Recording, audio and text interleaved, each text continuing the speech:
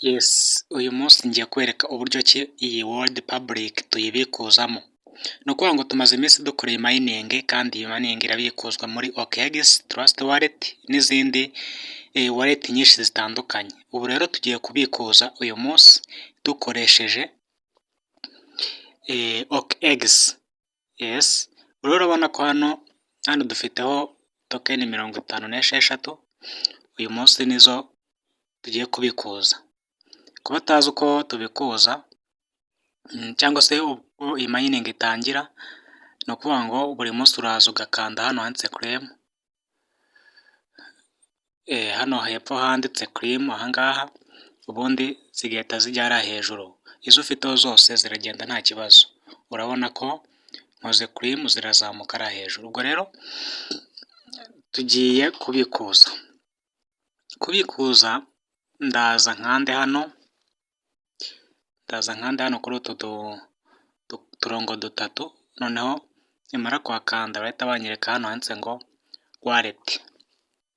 Handitse wallet niho ndi bukande, nimara kuhakanda barahita banyereka igice cya withdraw.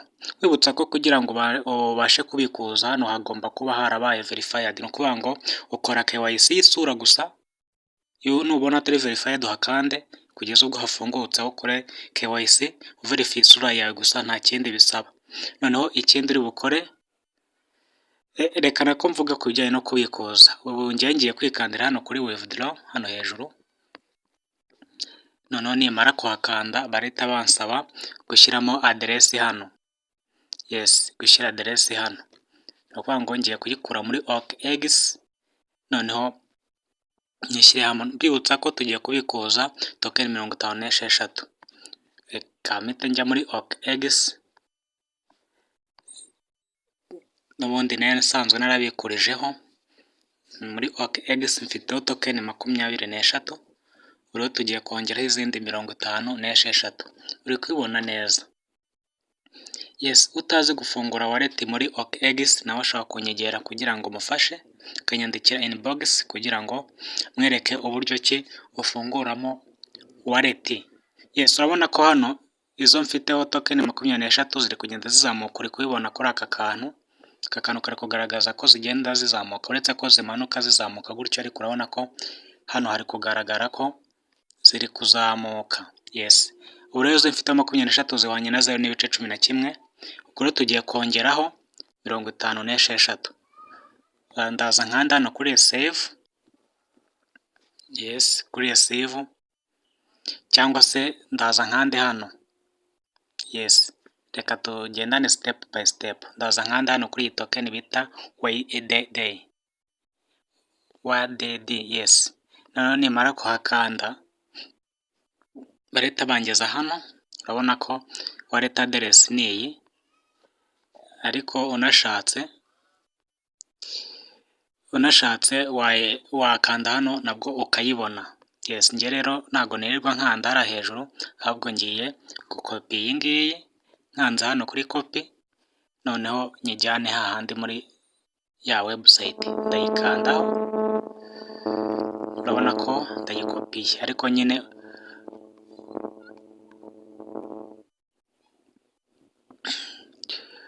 urabona ko nkanze na hano kuri save ahangaha, n'ubundi byose ni kimwe, bituma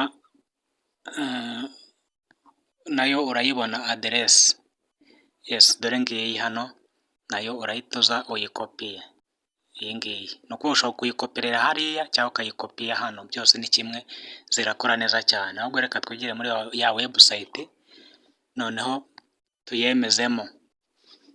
Urahita uza ukanda hano kwa wamaze kuyikopiya, urakanda kuri iri jambo paste, irahita ijyamo. Noneho wowe icyo uri bukore, uraza hano, wowe wamaze kumayininga nyine ufite token ugiye kubikuza, arizo zose zishobora kujyaho uhereye ku 10 kuzamura.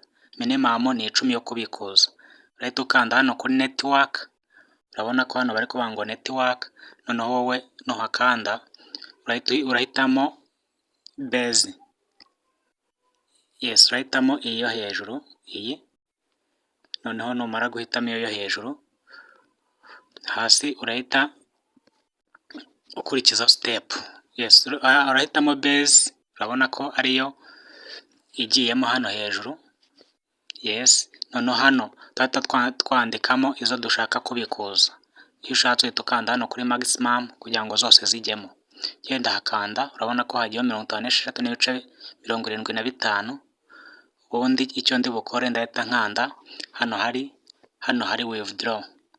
Yes, kubikuza turaba tubisoje. Kamakande. Yes, urabona ko rwose bigenze neza. Hano hejuru bari kuvuga ko byoherejwe. Yes. Urabona ko na hano mfiteho 0 tokeni 0. Ni ukuvuga ngo zose zagiye muri OKX. Ni ukuvuga ngo rero kugira ngo zikomeze zize hano, nyine ndakomeza mining, no gufungura mining ubundi ukicecekera. Yes, ukicecekera ubundi utwo ufiteho twose ushaka kuduclaiminga. Urabona ko wamaze kujyaho izi ngizi. Yes, izo ufite zose ushaka kuziclaiminga ubundi zikajya hejuru kuri wallet. Kanclaiminge n'utu twari turiho kugira ngo iriya wallet yanjye itaza gusigaraho ubusa. Urabona ko nsizeho 0.0038.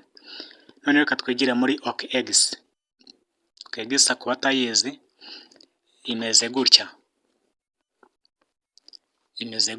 Ubwo ugiye kuri Play Store kandika O na K na X, ushobora guhita uyibona ukayidownloadinga kugira ngo ubashe kubikuza tokeni yawe.